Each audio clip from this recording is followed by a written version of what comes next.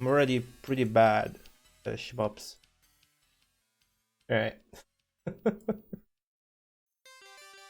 So Kuga, Operation Code Vapor Trail. This is a 1989 shoot 'em up by Doderius. Originally, it's an international like arcade release, right? But it's got this one port on the Mega Drive, which came out only in Japan and in the States. Effectively in August 91 and October 91. Now retailed in Japan at 8,400 yen. But what's interesting is that a UK release was set to be distributed by Ubisoft for whatever, £45 in November 91, but it was cancelled. Now, if you remember, we've seen the exactly same thing happening with El Viento, right down to the detail. Same date, price, and still Ubisoft in the UK, right? So as for pretty much all of the other Mega Drive releases, Data East handles the console development themselves.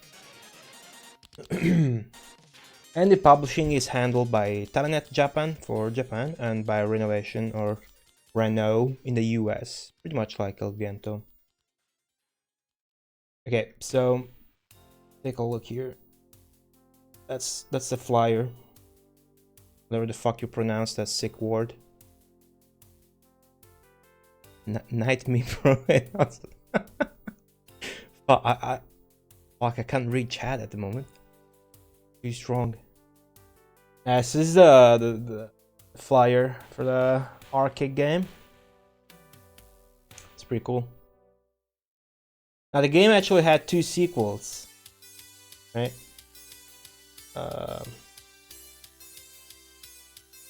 You have Wolfang, right? Move this on the side.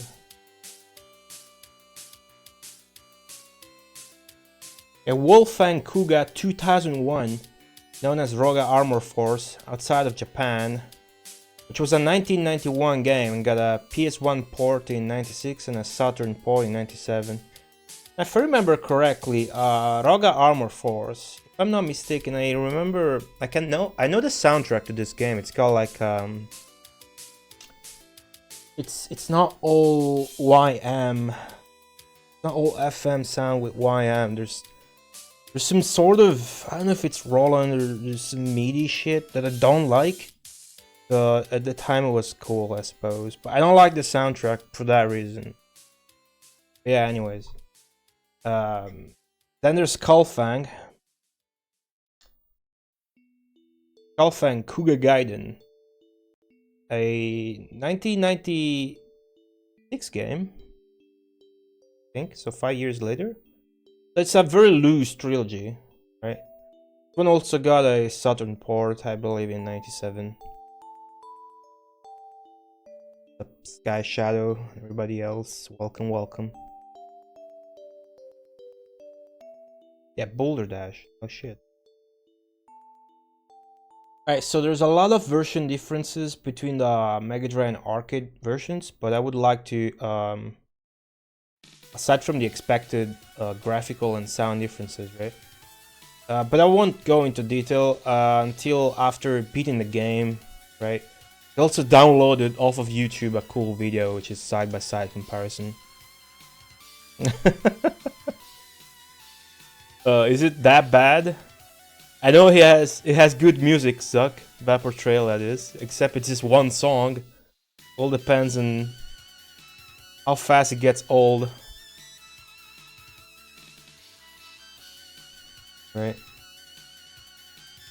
So I wanna talk a little bit about Data East, right? By the way, I should show you the actual game we're playing. Like, that's the box art for the Mega Drive version. Pretty awesome. Then here's the shitty US box art. Look at that. Look at that shit.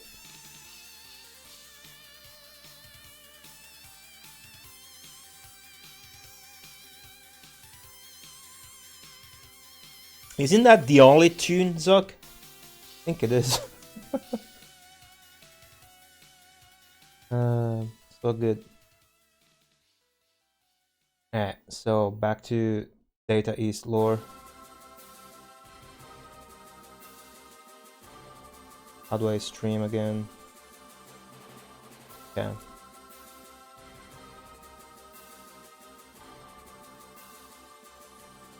Yeah. Let that cover my face. Let that cover my face. I feel less embarrassed talking instead of playing video games. What's up, Carl? It ain't talkie. I think it is. I think it is. I've downloaded the soundtrack. We'll see. We'll see.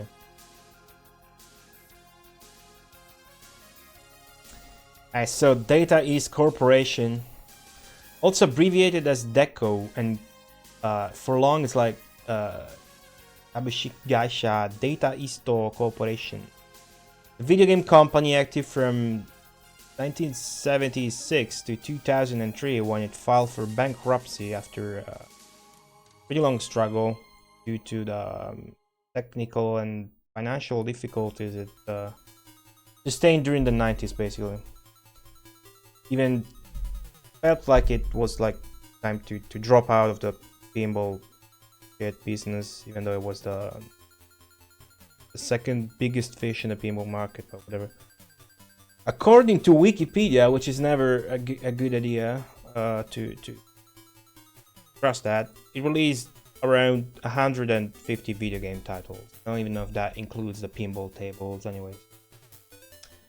It had its main HQ in Tokyo, while its American subsidiary Data East USA had it in San Jose, California. Their first arcade game was Jackalot, a fucking metal game. They released it in 1977. They were always, although, involved in like engineering and such things, which is kind of interesting if you listen to what I'm gonna tell you. They released the Data Fax, which is, wait for it, which is this fucking thing. The world's first portable fax machine. They also developed stuff like image transmission equipment, data communication adapters for like satellite phones, and even developed like electrocardiogram equipment for ambulances. Which is interesting to note because nowadays, like the founder, the Data East founder, Tetsuo Fukuda, who's now the chairman of like a small Japanese developer house that actually does software applications for medical professionals. So they used to make like 40 years earlier fucking electrocardiogram equipment addicts. And that company is called Urima, and that's at least is that is as of February 2014. The guy is now 77. I don't know what the fuck he's up to nowadays. I don't really care, just some lore bombs here. Now at some point they had like 3 members. Dinier, thank you for the host. They had 3 members early on, founding another company. As everybody is aware, Technus is known for like Double Dragon and Kunio-kun series. They recently got acquired by Arc System Works. I guess as of right now, they're wildly known for the Dragon Ball Fighter, but you know, Guilty Gear, that kind of stuff. Doc, thank you for that. Catch up with Shadow a little bit, but it became a fax machine. But yeah, so like Data is, you know, Data, the data theme stuck with the fucking like area of business, the company. To be more crazy, welcome and thank you for the host. You mean this lore part is a train wreck? I didn't even stop and lost all my lies yet. Fucking Hamlin, what's up? Mako, thank you for the host. Alright, so let's look at like some quick facts about what was a huge company in the industry, and one of the most prominent ones, or well, at least a well-known one in both like the arcade and home video game industry. Now, in 1980, right?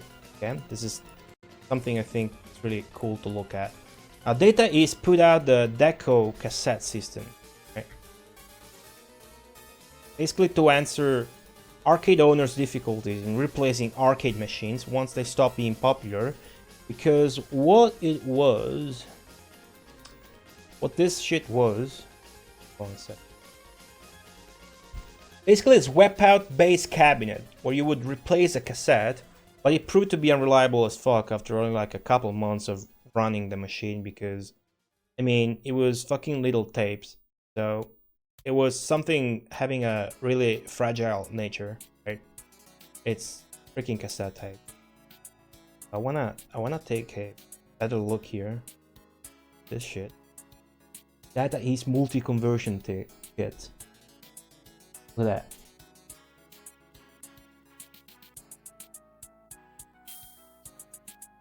Why convert one dead machine to another dead machine? It's basically nothing. I mean, nowadays it's nothing special. It's just they did it with cassette tapes. Probably, I don't know if they were the only ones, but it did not go well. I mean, this shit would fail really bad. Nowadays, there is said to be only one of these machines running in an arcade in the whole Japan. Look at that stain. Looks like a fucking booger on the mid left. Thought it was my monitor. Be a part of the ultimate conversion. Let's take a look here. Oh, did I misspell Chelnov? No, that is not me, McCall. That'd be awesome though.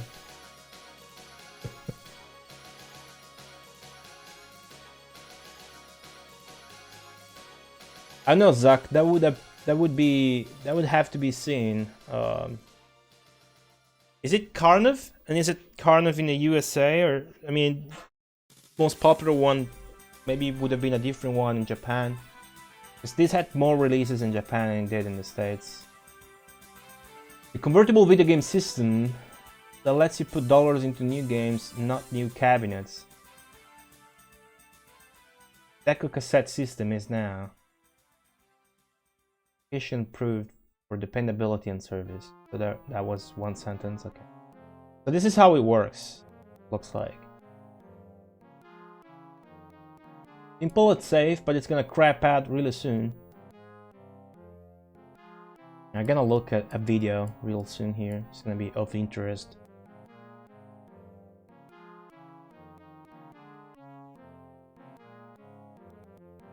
Yep, that's a Japanese one. Flyer being. And look, I found this. And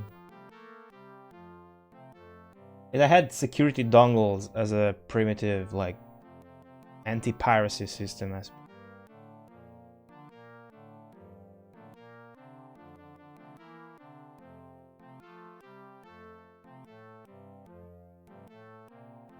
So let me get the video up quickly.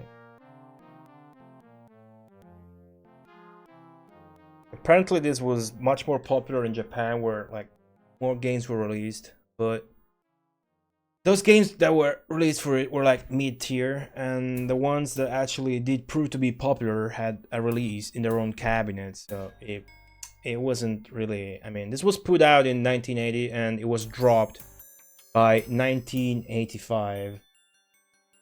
So yeah, let's skim through this video quickly because I think it's really interesting. And I stole it, shamelessly stole it from YouTube.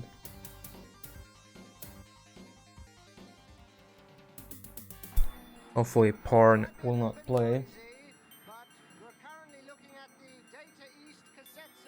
Okay, here it is. I have to full screen this shit.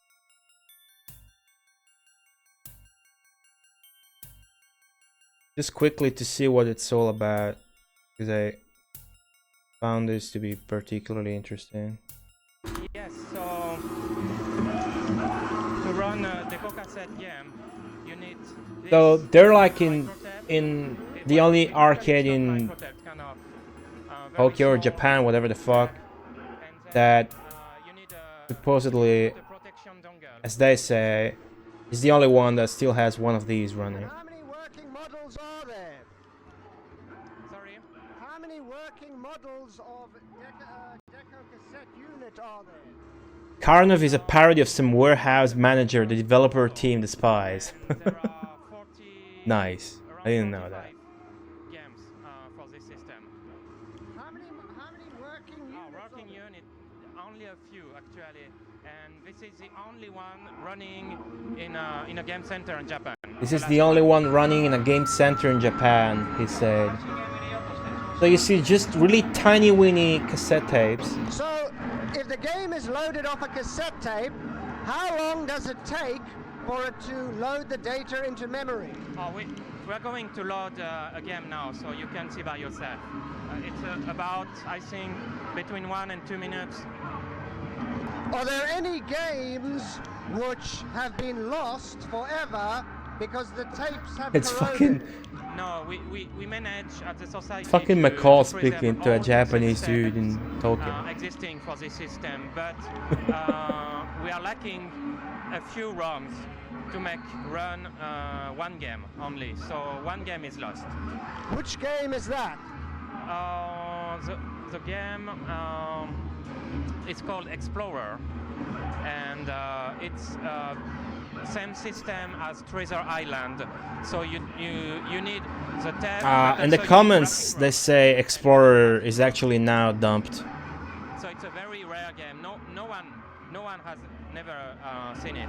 So chances are it's lost forever. Later, it's an arcade center Alright. who is running only. They actually got it on running after 6 original, years of loading cabinets time. and original cocktail. The guy's Now gonna Zero is us, but actually it was play this but game. Actually, it was released before Motos. So maybe Motos is a copy of Zero is there. And we'll ask someone called QTQ, which is an arcade pro gamer of all games, to play for us Zero is there. Look at this guy's picture. Or walls. Deco cassette system has only little memory, so there is only a few stages, and then it's cycling always the same stages. But the game is very. It said enjoyable. Namco though in the little Playability is video good. text. I heard that it was released by Data East, but it was Yeah. developed by Technos Japan. Oh, Technos. Yes. So this game is about nearly 30 years old, Yes. and it's running on the only Deco cassette system still functioning in a game center. Describe. When a new game is available, So it's nothing too exciting stage 4, to dabble around with if I for a long remember well, time, I but think after stage 4 it's it was worth a slightly mention. back to first. There is and also the was released in, this guy just keeps playing and the guy keeps talking, but then the video shows up a couple games which are interesting.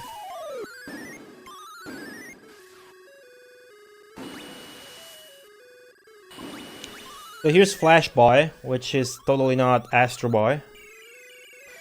There's some obnoxious text, but basically it has some interesting features, and it's a 1981 game. That's pretty cool, actually. Look at that! Look at that turning animation. Kinda like Defender, you can scroll around and you can do multiple kind of shit. It's pretty cool. There's another one here, which I absolutely do not understand the functioning of.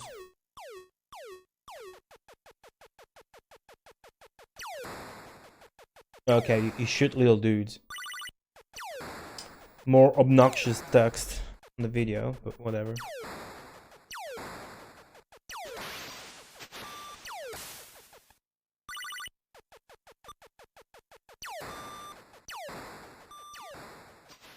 So that was the text say a Namco game published. I mean, whole thing with licenses and stuff, and then the guy was talking over it and said it was developed by Technus, but I wasn't quite following. I don't know if they were fucking talking about that same game still or not. But between its arcade games and all the pinball games, like the home console games even, Data East work with a lot of licenses, really. It doesn't only mean like movie or show licenses, but also stuff like manufacturing and selling arcade games made by other people, like Kung Fu Master or fucking Vigilante, licensed from Irem, or Commando from Capcom. There were also licensees for the Neo Geo, starting with Spin Master, which ironically we're going to play basically the spin-off right next, because next up after Vapor Trail is Dashing Desperados, which is another Data East game where you play as these two dudes basically from this Miracle Adventures slash Spin Master game. Catch up with chat. What's up, Jiggy?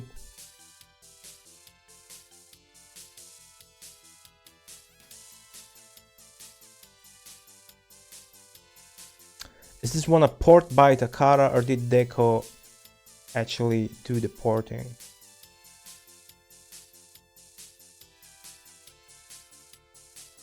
Now I don't know what you were talking about though. Dang it. What's the Tokyo Clinic? What is that? Share some more lore. I tried to be swift. Hey, plays the same dudes. Sure. What was I talking about? Licenses, right? They were, of course, also licensees for many home systems, and some of their series, like Metal Max or Glory of Hercules or fucking Jake Hunter, also known in Japan as Tante Inguji Saburo, fucking Detective Saburo. Hardo Boiredo series. This gained popularity, I think, because it was rare for a Famicom game to be this like dark and serious. But if any of you guys are interested in playing this dark, cool detective shit, there's a shitload of games in this. I mean, more modern stuff, even on the DS or PlayStation 2. I figure a couple of those games got fan translation, but even then, it does have an English name, like Jake Hunter, right? Suppose there's actually had at least a couple international releases as well. But enough of that. But pinballs real quick without going off trail. Not here for fucking pinball. I had the first table with stereo sound, which is this one, Laser War, 1987. Fucking love pinball, by the way.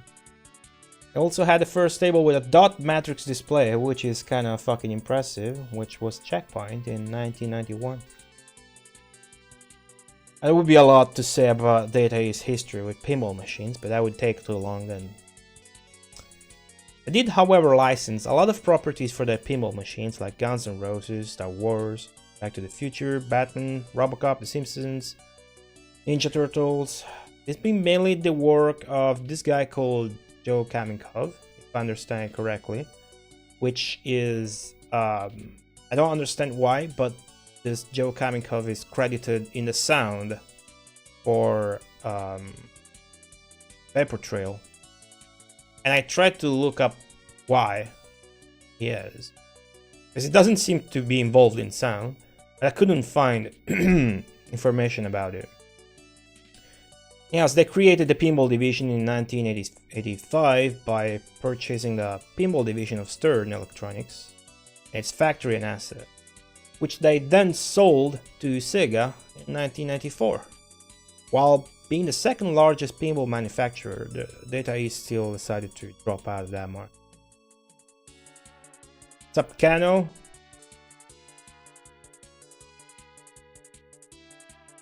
half of a DS game. What? No, it's an actual. It's actually by no, it's an in-house job. It's not a Takara port, or is it?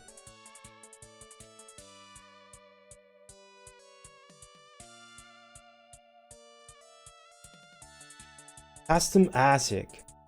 Is that the... No, I don't know what that is. Please share the lore. No, I'm almost done with the lore. I just want to play the game. This is no 2-hour-long sensible software cannon fodder lore. This is short lore bomb stream. But I still have some good shit to show. Okay, now for a...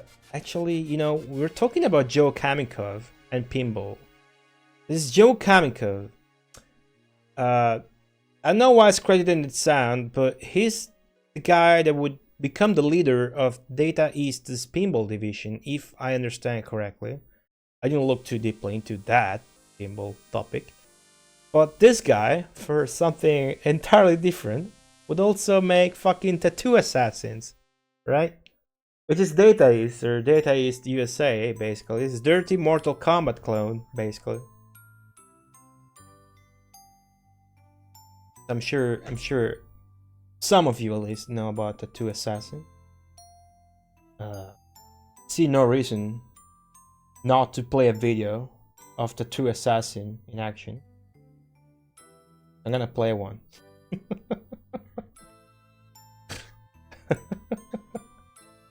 Look at this shit. Hold on. Lore. Yeah, this game was never released. I know, right, Jig? Ah, it's cropped. Hold on. Yeah, this game was not released. I don't know why exactly, but there's probably at least 7,000 good reasons why it wasn't. As you can clearly see. I mean, if the world had Mortal Kombat and Primal Rage, I see no reason why it shouldn't have had the Two Assassins as well. Okay. Get the 1cc on this. What's up, Aritim?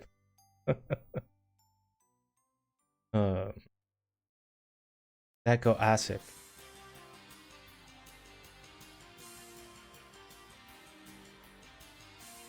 No, I think it's an inside job, the Portrayal port. It has some differences from the arcade game, a lot of differences, not major ones, still the same game at its core. Like the sound team is different. Not sure enough, those are Takara dudes. We'll find out, I suppose. I saw no mention of Takara.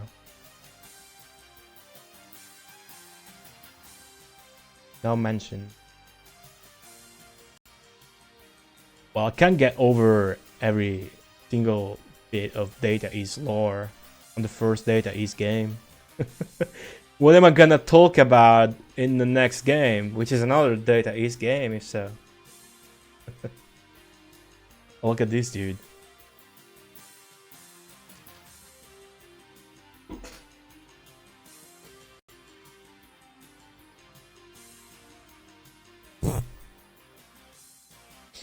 It's gonna start eventually.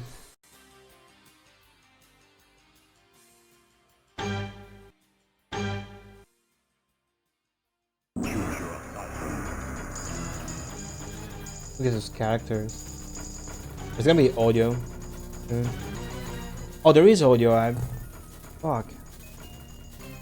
I'm playing like 7,000 audio sources at once. My bad. I should be fine now.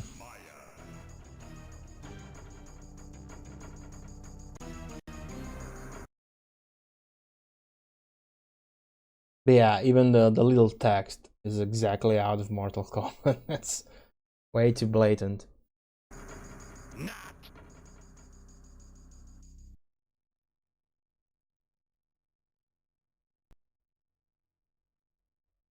Round one.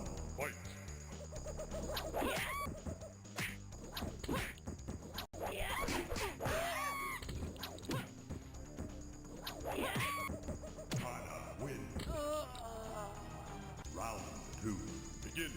I would play this. I would pay money to play this. Also, that scream sound is a stock scream sound you can find in Blood and Magic as well.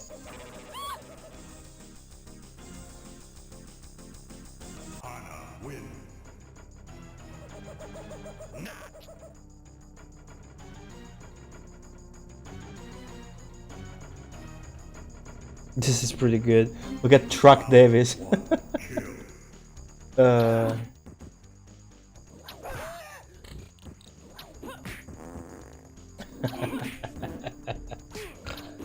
Oh man, it's a good move.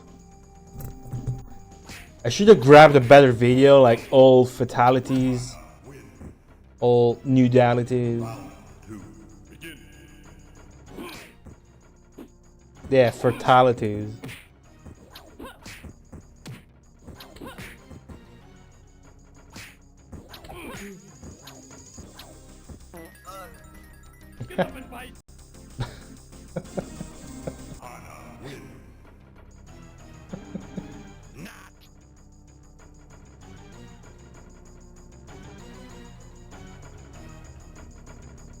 Round one, kill.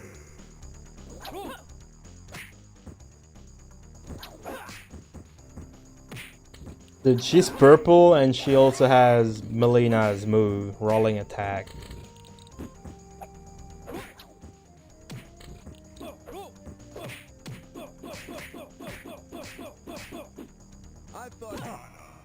That 7-hit juggle on the corner wall.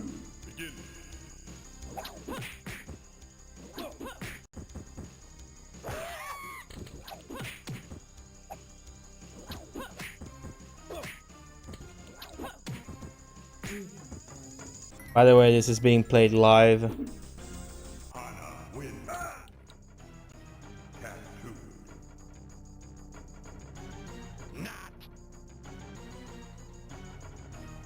Let's skip ahead. Look at the characters.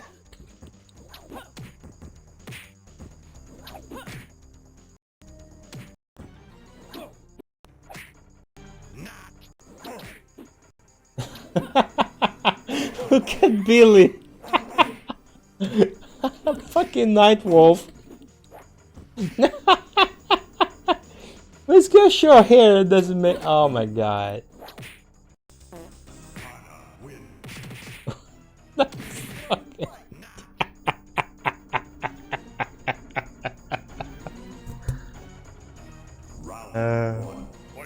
Mirror match.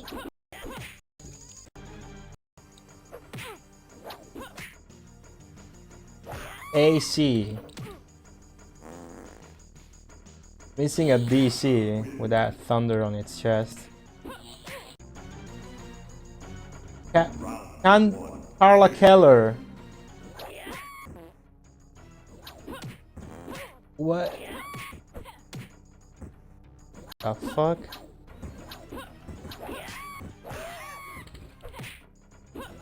Is that an actual skater person? This knockback looks like it's fucking Clay Fighter. So bad. So good. Hey, you can get people naked. Look at Rhina.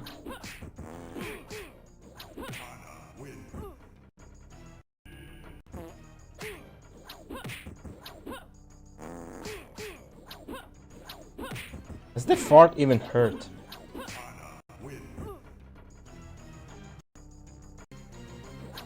Fuck is that? A zombie. One kill.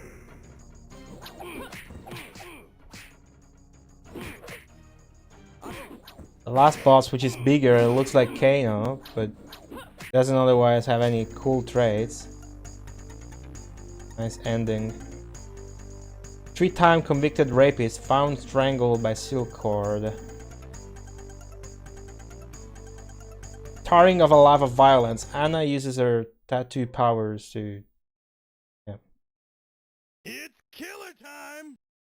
My mama could kick your butt. I'll show you some skin. coward! You're weak. The actors. Eat Blade. You're pathetic. Oh, look at that character. It had individual actors for Have some respect for the dead! each of these. I thought you could fight. What? What? Game.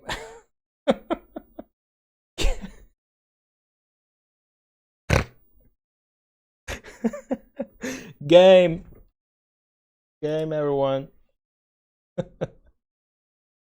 Oh my god. Alright. So what else?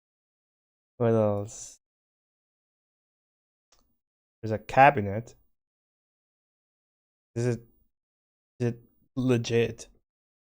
I mean, you can play it on, just download it. The ROM was dumped, but is the cabinet you refer to actually original, or was just a ROM put into it, right? Alright, there's something really not cool but interesting I've talked about for already. I would believe it was during one of my Link's streams. Could have been during a Nintendo Marathon. I don't remember. It's the lawsuit Data East filed versus Epix. Now Epix is a company eventually went on to develop the Atari Lynx, right? It was originally called the Epix Handy. You know, summer games, even California games, that stuff. That's Epix. So I got a video. I got a couple of videos actually. What happened is Data East. Music. Basically, the Data East claimed that their game Karate Champ was copied by Epix's game International Karate, right? Which both were both hits on their own, like International Karate on the Commodore 64 and Karate Champ on cabinets. Hardly different markets, but still. Epix was initially busted, but they appealed to another court and got saved. That's the short version of the story. That's the only version you're gonna get. It's a very interesting and significant judgment, and the first time in the industry that a lawsuit, a look and feel lawsuit, was decided in favor of the defendant. Right? So why don't we close that by just looking at the two videos? I think they had a point doing them, you know? I think. Oh, did I? They put the video ripped from YouTube.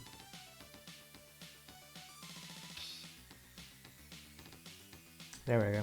Yes, so this is the original game by Data East.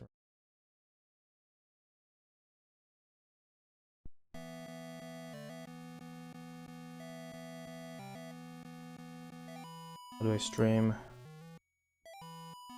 Yeah. Oh, played by Schlouchy. This is played by Schlouchy, the best video gamer, best YouTuber.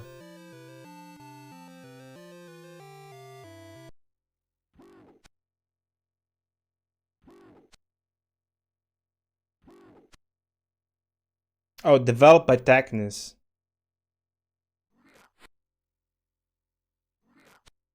That's so. As we were saying, Technis is the company founded by 3 previous Data East dudes. Initially supported Data East, but then managed to become independent. So you see, there's a lot of factors here, like the referees talking with bubble dialogue, bubble words, bubble text, and One karateka being white, the other one being red, and the kind of moves you can do. That it was all claimed to have been copied. But, oh, look at that shit.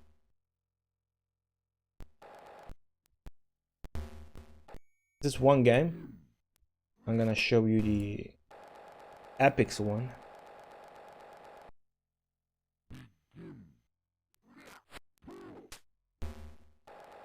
There we go. Yeah, this is not played by Slouchy.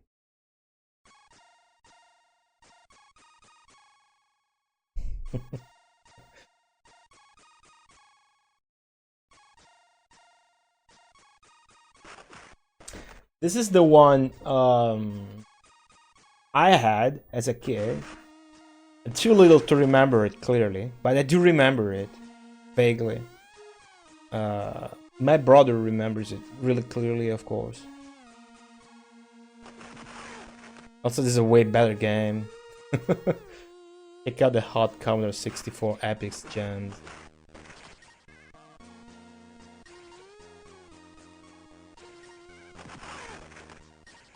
So they claimed, you know, it was all copied. Then when they saved Epic's from the lawsuit after they appealed to another court, they were like, well, okay, a lot of stuff is the same, but we're going to link that all to be like just general karate stuff. So there's not enough proof. Even though I think both will have the minigame of crushing bricks. Man. This has an ending. Oh, look at that, yeah. The minigame though, isn't it? Not have an ending. Fucking hot jams out of control.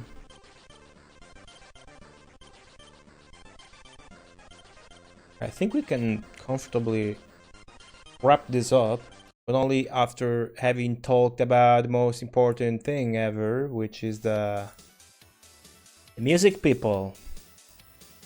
Okay, so this is the original, though, the original game's theme. This is just the Data East sound team, or part of it rather, which, oh dude, is music, which would I mean, they're still kind of around, especially this dude is still in the Gamadelic band, the Data East in-house band, pretty much.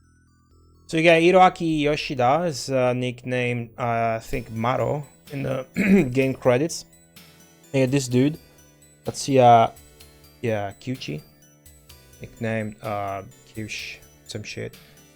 Then you get Azusa Hara. I think she worked, that I played at least, on Act Fancer, Cybernetic Hyper Weapon, but she moved to America around 1990, but unfortunately, she died somewhere during the mid 90s, so not around anymore.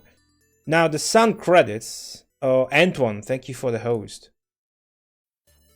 Antoine. Now the sound credits, I checked it out. These are the fucking sound credits for when you beat the Mega Drive version of Vapor Trail, or maybe it was the arcade one. No, it was the Mega Drive one, pretty sure. So you get Maro, which is the guy with the dog. You get the guy in the center. You get another chick. I didn't mention because whatever. Then Asa would be Azusa Hara here.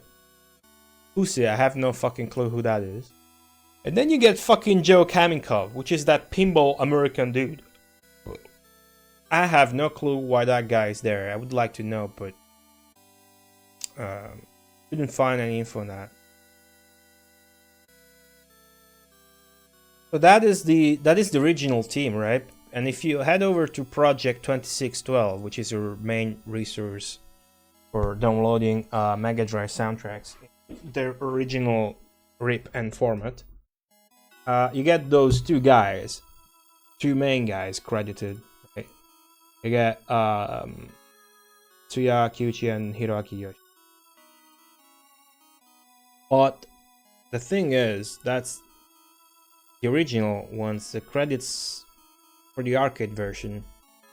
The Mega Drive version actually credits I found on what I think was either GameFAQs or Giant Bomb? I don't remember. It credits Shogo Sakai, which seems to be a guy responsible for a lot of Data East console releases, audio-wise. It's Moby Games, actually saved the link. Yeah, I did a lot of stuff audio-wise. Metal Max, Cobra Command, Robocop, fucking Hercules games, Bad Dudes, Bloody Wolf, Warwolf, fucking Jinguji Saburo, Detective Game, Lock and Chase, Heavy Barrel, Boulder Dash, Midnight Resistance, Captain America, Fire History Dynamite. So, like all of that Data East shit, right? But, I mean, you just get credited now. Then there's other two guys, but this is the main guy. There's this Naoki Matsumura, who only worked on Vapor Trail according to Moby Game. And Daisuke Inoue, composed for the Famicom version of Robo Warrior game. He doesn't seem to have done much audio-wise, like 4 more games, and he then moved on to planner roles for mainly Final Fantasy titles. That's what I found. It's